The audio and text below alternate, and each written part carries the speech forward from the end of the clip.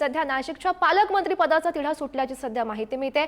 खरं तर अनेक दिवसांपासून या प्रकरणात जो वाद सुरू होता, अखेर हा पालकमंत्री पदाचा तिढा सुटल्याची माहिती हाती येते आणि भाजपकडेच हे नाशिकचं पालकमंत्री पद राहणार अशी माहिती सध्या समोर येते। महत्त्वाची अपडेट, मोठी अपडेट सध्या आपण बघू शकतो। गिरीश महाजन हेच नाशिकचे पालकमंत्री होणार असं आता समजतंय।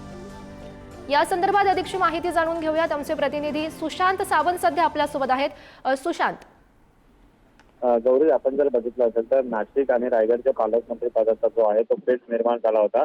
मात्र जी आपल्याला दिल्लीतील वरिष्ठ सूत्रांनी माहिती दिली त्यानुसार नाशिकच्या पालकमंत्री पदाचा तिढा जो आहे तो सुटलेला आहे। नाशिकचं पालकमंत्री पद हे भाजपकडेच राहणार असे स्पष्ट संकेत जे आहेत ते दिल्लीतील नेत्यांनी खऱ्या अर्थाने एकनाथ शिंदे आणि अजित पवार यांना दिले।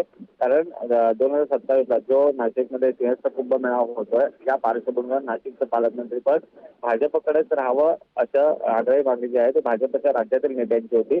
त्यांनी तसं दिल्लीतील नेत्यांना सांगितलं। त्यानंतर दिल्लीतील नेत्यांनी जे आहे ते एकनाथ शिंदे आणि अजित पवार यांना स्पष्ट आदेश दिलेले आहेत की नाशिकचं पालकमंत्री पद भाजपकडे राहील आणि नाशिकचे पालकमंत्री गिरीश महाजन पुन्हा होतील। तर आपण जर बघितलं असेल तर गिरीश महाजन यांना नाशिकचं पालकमंत्री केलं होतं, त्यानंतर स्थगिती देण्यात आली होती। मात्र आता गिरीश महाजन यांना नाशिकचं पालकमंत्री पद जे आहे ते दिलं जाणार आहे। आता दुसरीकडे रायगडच्या पालकमंत्री पदाचा तिढा कायम आहे। रायगडचं पालकमंत्री पदाचा तिढा सोडवायचा असेल तर अजित पवार आणि एकनाथ शिंदे यांना एकत्र बसावं लागेल, तसे दिल्लीचे नेत्यांनी संकेत दिलेले आहेत। त्यामुळे अजित पवार आणि एकनाथ शिंदे एकत्र बसणार का रायगडच्या पालकमंत्री पदाचा पेच सोडवण्यासाठी हे बघावं लागेल। गौरी, हो नक्कीच सुशांत, धन्यवाद दिलेल्या या सविस्तर माहितीसाठी। महत्त्वाची अपडेट सध्या आपण बघू शकतो। नाशिकच्या पालकमंत्री पदाचा तिढा अखेर हा सुटलेला आहे आणि भाजपकडेच हे नाशिकचं पालकमंत्री पद राहणार अशी माहिती समोर